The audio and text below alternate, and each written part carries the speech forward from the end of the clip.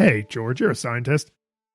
I'm a chemist, yes. Right, you're a scientist. So, we both play a lot of video games and they involve a lot of shooting. And the way all of that works in video games is like completely magical, right? The way it works in movies is completely magical. It's all magic. But as a person who has never shot someone or been shot, real life Kevlar kind of seems like magic.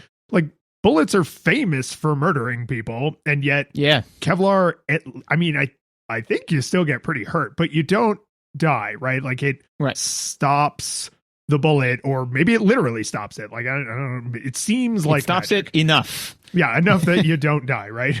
And any shooting you can walk away from is a good. No, I don't think that works. I don't think you can. I don't think that works. But I guess my question is, how does Kevlar work? Assuming it's not just magic. Well, darn it, Lions, I'm an analytical chemist, not a synthetic polymer chemist. But with my very limited knowledge and very limited expertise, I will attempt to opine to this. So this is actually one that I suggested because I learned this in a course I was taking recently. And I was like, that's kind of neat. And I a little bit wanted to share it. So I'm sure my professor would give me a B- on this, but we're going to do our best. So, I love that you just set the price right out of the gate. Yeah. Hey, but it's not a D, it's a B-, right? It's passing at the graduate level, and that's what matters, right? So, let's start off with the top, which I kind of hinted at. What is Kevlar? I believe it's a polymer. Nailed it. Got it in one, man. No. Yeah. Okay. So let's pretend for a second you hadn't said that. I have actually seen it in person. I have seen like bulletproof vests and stuff in person, but the Kevlar material is inside of whatever the vest material is. And then I think I've seen Kevlar ropes that were used for like suspension bridges or climbing or something like that. Some kind of like, this needs to support a ton of weight. And I don't remember it looking obviously like, oh, that's obviously not a metal or a common plastic, right? Like there's nothing immediately remarkable about it. Like carbon fiber tends to have that like carbon fiber look, right? Like glass is usually clear, and right, like there's certain things that like we can, just because of how we use them in common life, you can immediately identify them. I don't remember anything about it that would have made me say like, oh, this isn't just like braided steel cable or something. Sure. Yeah, absolutely. No, all of that is true, right? And so a polymer, right, as it name's implied, is that basically you have, or actually, let's do it this way. Do you know what a polymer is? I think it's like a chain of like polycarbons. I mean, it's like a plastic. Yes. So, well, in the very broad sense, right? Yes. Yeah. What's a polymer? It's a plastic. Well, what's a plastic? It's a polymer. Come on, man. Try to keep up. I think it's pretty clear what I'm saying. So it is a chain of like root molecules. So basically is if you take like a small molecule like vinyl chloride and then you attach it to another vinyl chloride and you do that over and over and over again to the point where you get like hundreds, if not thousands or tens of thousands or hundreds of thousands of links in the chain, it becomes polyvinyl chloride, right? So PVC in that case. So you're saying PVC is bulletproof? Yep. All right. Episode over. So that's what a polymer is basically the polymerization process is when you take a relatively small root molecule and you polymerize it. So it's that same root molecule over and over again. That's the gist. There's a little bit more detail to that does not bear on what we're talking about. So I'm going to move on. So, polymers have a bunch of like really wild and fascinating properties, which I think are kind of cool. But one of the interesting things is you can graph, and it'd be really cool if this was a visual medium, but it's not. So we're going to do our best. You can graph on the x-axis, you can graph temperature, right? So as temperature increases, this graph changes, and on the y-axis, you graph modulus. Do you know what modulus is? I used to. I know I had to know it from like high school math and then a little bit in computer science. I think it's when you divide something and then the answer is the remainder, not what you actually divided out of it. Modulus is a big enough word that may also be true, right? Or it may be that like they're using the word modulus because to a degree that's what it represents if you really do all of the math with it. But basically, modulus, for our purposes here, is the resistance to being moved against itself, right? So, for example, glass, right? Or it's actually look at like if you look at the polymer that is encases your headlights on your car, right? That would have a very high modulus, right? Because it's and a way to the way they colloquially say it is it's the grunt and groan, right? Which is if you try to bend that, right, it'll bend a little bit, but then it really fights you every step of the way, right? Whereas if you look at the plastic, like the plastic in plastic Coke bottles, right, you can bend and squeeze that a lot, and it has a much lower modulus. It resists you less, right? And then you have an elastomer, which has a very consistent modulus, where it's basically it resists you nearly very, very little, right? As you continue to pull on it, it resists you a little bit more and a little bit more. So you see modulus go up as you're putting more and more pull on it, but it tends to be pretty springy, which is what we want from them, right? So an elastomer in this case being like a rubber band, you know? So that is what modulus is. So if you've got modulus on the y-axis and then temperature on the x-axis, one of the things that polymers do is they start off all polymers, and this is the fascinating thing, is all polymers follow this graph. It's just a matter of what temperature is on the x-axis. At what temperatures does it do these things? They all do these things. At what temperatures do they do these things, right? So at a very low temperature or at a comparatively low temperature, right, there's always a very high modulus, and it's called the glass state of the polymer, which means that it's glassy, you can see through it, and it has a very high modulus, right? And then as you keep heating it up, it kind of just like kind of hovers like a straight line, and then blam, it just kind of takes this huge dip, right? At which point, that's called the glass transition temperature, at which point it then transitions into like this kind of like leathery, rubbery state, right? So for stuff like, you know, your Coke bottle, right, your plastic soda bottle, that is currently in that state. So room temperature is higher than its glass transition temperature. Does that make sense? Right? Whereas room temperature for your headlights is below its glass transition temperature, right? So it's kind of fascinating because they all go through this. Where do I want my glass transition temperature based off of what I want this thing to do? You know, and if it's at room temperature, it's like, well, do I want it to be rubbery? Do I want it to be not rubbery? So then you keep heating it up, and then and then what it'll actually do is crystallize, which is kind of cool because in order to get most things to crystallize, you have to cool them. For plastics, you have to heat them to a point where they crystallize, which is weird, right? Yeah, that seems wrong to me. If it wasn't for the fact that I was in school right now, you'd probably be like, dude, are you sure you got that right? How sure? So then they will crystallize. It's interesting. The reason why they do that is because basically in order to crystallize, they all have to get ordered, right? If it's too cold, because they're so big, it's like frozen spaghetti. Right? So it's all spaghetti, it's all interwoven, and it's frozen together, so they can't move around each other to align themselves to become in a crystalline state. If you heat them too much, they have too much energy and they move all over the place, and then they're no longer crystalline, you know? So once you move past the crystalline state, and then blam, it goes off the rails again, which is called the melt temperature, where it becomes a viscous fluid. You know? Yeah, that one, I think the colloquial word and the science word are sharing the same definition. Right. So all plastics do these things, right? And the interesting thing too is that unless you heat it up to the point where you're combusting it, it's all reversible. So if you melt the thing and then push the temperature back in the other direction, it will then go back and crystallize. And actually, depending on the speed at which you do it, depends on the degree of crystallization. But anyways, it'll go back through all of these steps. Well, so that's like what that's making me think of, and I hope this is an appropriate analog, is like if you put like a little plastic green army man, which is like a solid, it's one kind of plastic, right? It's a single molded piece. You like put it on the driveway, you hold the magnifying glass over it like Bart Simpson, and it melts down. But then when you take that heat away, it goes back to being solid plastic, like what you had before you melted it. So like you didn't combust it, so you didn't lose anything. It just became a liquid, and now it's a solid again. Yep, exactly. Yep, nailed it. Circle gets the square, and then if it wasn't painted, right, or it didn't have any additives, if you continued to freeze it, it would eventually turn clear and be super hard. And one of the other interesting things is that when you shatter plastic, like when you actually break it, and bears on our thing, is that plastics, the reason is because they're so large, right, is the colder that they get, like a lot of molecules, even when they're cold, they can, relieve stress in a number of different ways, right? But because these molecules are so big and you've taken away so much kinetic energy so they can't rotate around each other anymore, when you shatter plastic, you are breaking bonds because that is the only way that they can actually relieve stress, which is kind of cool, And also, again, to harken back to another episode, why recycling plastics can be difficult.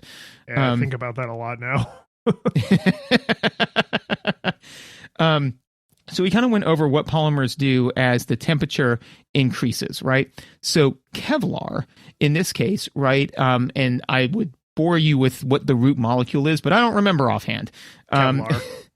Yeah, yes, because I think it's there's another one that is very similar to Kevlar, but it's arranged a little bit differently. I think it's not nylon, but it's something similar. Novex, I think, is the name of it. But anyways, so Kevlar has all of that x-axis for the temperature, all incredibly high numbers. I think like its glass transition temperature is like 500 degrees centigrade or Kelvin, one or the other, which makes a big difference. But like that's just the first transition. That's before it even starts to have any give, right? So that's one of the things that makes Kevlar unique. Now, we've talked about polymers for a little bit. Let's stop talking about that. Let's talk about armor. How does armor work? Like metal armor? Yeah.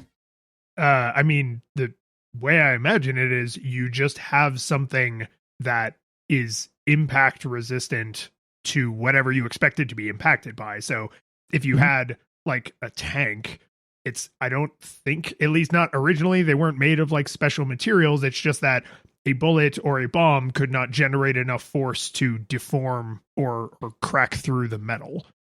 Right, exactly, right. So that's basically how armor works, and it does two main things. One is that you're right, like it prevents you from the thing from piercing through it, and two is it helps redistribute the force if it's doing its job right. Yeah, like I guess like medieval soldier armor is usually like kind of built with like an apex. So like it's hard to get a direct blow because then that makes the force go off some of it out to the side instead of all straight through to the other end of the material. Exactly, right? Because wherever the material is actually making contact with you is where the force will get redistributed to, which is why, whenever you see armor for women that's got like big boobs on it, it's like that's terrible armor. Yeah. Because if you get hit in the armor, which is what it's there to do, it's going to redistribute all of that force directly underneath your chest as opposed to across the entire chest plate itself, which is not what you want the armor to do. So it's like, oh yeah, so I mean it's better than nothing, but you're going to break all of your ribs almost immediately. And especially if it's the ones where the breasts are very well defined, it's going to redirect all the force to your sternum, which is emphatically what you don't want. Yeah, famously an important part of the body. Yeah, right, because it's just like, oh, you missed me and you winged me and you hit me a little bit on the upper chest, but don't worry, I'll redirect all of that force right to my sternum for you. I got you, fam. So that's what armor does, right? So, but part of the issue is that if you put enough pressure on the armor, and that's part of the issue with a bullet, right, is that it has a tremendous amount of force, but because it's all focused on a single point, right, because it's got a sharp tip, it's got a very, very large amount of pressure as well. And if that pressure exceeds the armor's ability to resist it, it will pierce through the armor and then you're hosed, right? So basically is with metal armor, you're kind of darned if you do and darned if you don't. If the metal armor doesn't withstand the force of the bullet will pass through it and then pass into you, which you don't want. If it does withstand the bullet, the force of the bullet, it then redistributes all of that force to different areas. It's got to put the force somewhere. And so even though you may survive it, it's still going to do a lot of damage to your body, right? And to be fair, getting shot with Kevlar on also does damage to your body, but less. So with all that in mind, this is the thing that I think makes Kevlar so cool, right? And so what you really want, what the dream would be, right, is if you've got somebody, let's say that, let's go back to our Kung Fu days, right? So let's say that, I'm trying to stop you from getting past me, right? And so you're running full force at me, right? I can do one of three things. I can either A, just let you past, in which case then I have failed, right? B, I can try to completely brick wall you, right? In which case then you and I are both going to get incredibly hurt because all of that force is, bam, absorbed right away, right? Or 3, what I can do is like push on you a little bit to try to get you to slow down and back up with you as I'm trying to get you to slow down, right? So I'm resisting you, but I'm not resisting you all at once, right? The thing that makes Kevlar really cool in my mind, right, is that Kevlar is way, way, way on the left side of that graph. It is in its glass state, right? So it doesn't, it has a lot of temperature that it can absorb, right? So what happens is when you get shot, that bullet has so much kinetic energy that when it hits you, what do you think happens? Where does that energy go? I mean, it sounds like what you're getting at is it's like absorbing it and converting it to heat. It is converting it into heat, right? So all of that kinetic energy gets changed into heat energy. And what that does is it pushes the Kevlar past its glass transition temperature into where it's in a rubbery state, which means now it has give. So then it actually collapses a little bit and gives the bullet room to kind of move a little bit and slowly absorb that force, as opposed to blunt trauma trying to absorb it all at once.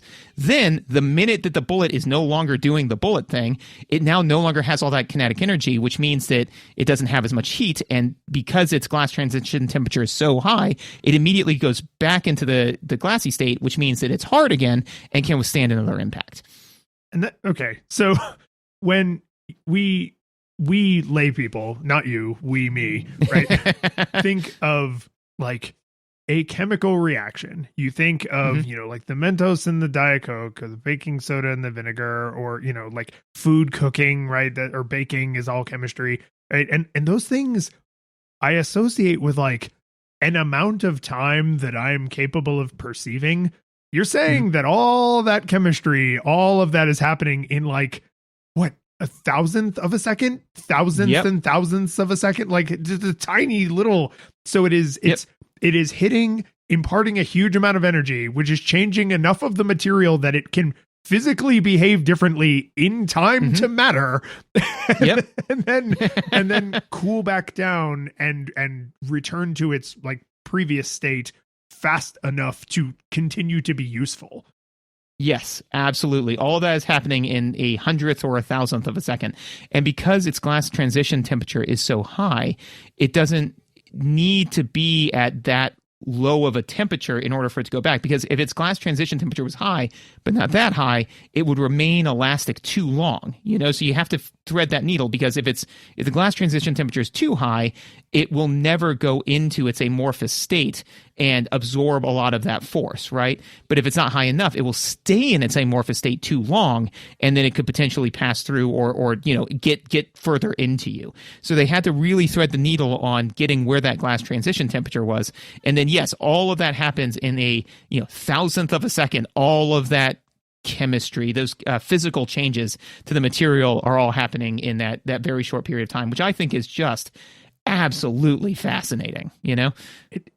I'm sure there's like a million YouTube explainers about bros trying to be all like I'm in the army now, explaining like the invention of Kevlar, but I'm thinking about the range, like what you're talking about, like nailing that transition point. Like, okay, we need it to behave this way at these temperatures and then this way at this temperature, means either bullets from like different caliber firearms have way more in common than I would have guessed, or there is like an expected range of performance for Kevlar. Like, oh, this thickness or amount or composition of Kevlar will work up to this caliber of bullet, but not this. Like, if we shoot you with a mortar, it's not magic, that you're not John McClane, right? Like there's some point at which it will do all the bad things you said, right? Like where it can't distribute the force, or it's so much force that it it actually becomes rubbery for too long, just allows the material to pass through, which is super not what you want. Yeah, absolutely. So, and now this is where we're starting to get into areas where I'm not as familiar. I do know that Kevlar is to your point, right? Is it's not magic, you know? Because I remember before it was like, because especially, and I think about this a lot in storytelling in general, is that the problem is we want to tell really cool stories, and so we like that. But then the other problem is we as humans really like killing people, and we've gotten a lot better at it, you know? So like the story before of like this epic sword fight between two people and one person got nicked, but they soldiered through, right? Like that's a cool story. But if we want to tell it in a modern time, it's like, well, the guy got shot with a bulletproof vest on. So, you know, he still went to the hospital and still had a lot, you know, internal bleeding and broken ribs and was out of commission for 3 weeks. It's like, well, no, I need him to get shot and like hurt a little bit, but not like really hurt. So I don't know, like Kevlar's magic, like it just stops bullets. It's like, no, it doesn't do that. You know, like you still don't want to get shot. It's just if you get shot, you now have a chance of surviving it, as opposed to, nah, man, that's game, Hendrix. You know, well, that's you could easily imagine someone who is trying to tell the good story, not tell the accurate story, being like, wow, so Kevlar stops bullets, and it's like, right, I said it stops bullets from killing you, hopefully. Like that was the entire sentence, and it's like, yeah, that's amazing. Kevlar stops bullets, and it's like, okay, you're not listening. It's a part where the person says like Kevlar starts bullets, and the person behind them says, no, I said it stops some bullets. Hey, can you hear me? And the person just fades out to the background, you know, as the other person like is walking away. It's like, I feel like you're not listening. Wait, no, come back. Yep. Yeah. Those are the same people who also decided that a handgun can hold 650 rounds. I was so disappointed. I know this is a far field from what we were discussing, but was so disappointed after watching, you know, like Arnold Schwarzenegger and Sylvester Stallone when we were kids, you know, like running into the drug lords, like, you know, like palatial estate, and with their, you know, like assault rifle, and just, you know, just spraying and praying, and then somebody being like, yeah, they can do that for 1.5 seconds, and then they are out of bullets. I'm like, well, but everything that I know from movies, none of it, but movies, but movies. So to answer the thing about the caliber of bullets, I do believe that there is the biggest thing that matters is the caliber of bullets and the distance from which it's fired, right? Because the closer that you are, less of the kinetic energy from the bullet has been lost to the air. And one of the things that I believe, I'm correct on this, which is that the amount of force lost is a asymptotic function, which is to say that as time goes on, the amount of force lost in that first second of travel is 10 times more than the force lost in the second of travel. So all caliber bullets become much, much, much more similar, fired at greater and greater distances. So if you're going to get shot from really far away with a small caliber round while wearing Kevlar, or don't get shot. Yes. Yeah. I don't know, man. Morty, you spend every day getting not shot. Just do that. This is one of the closest discussions we've had that came to like hyper violence. So this is going to remind me of a calmer, more peaceful, friendly question I want to ask you.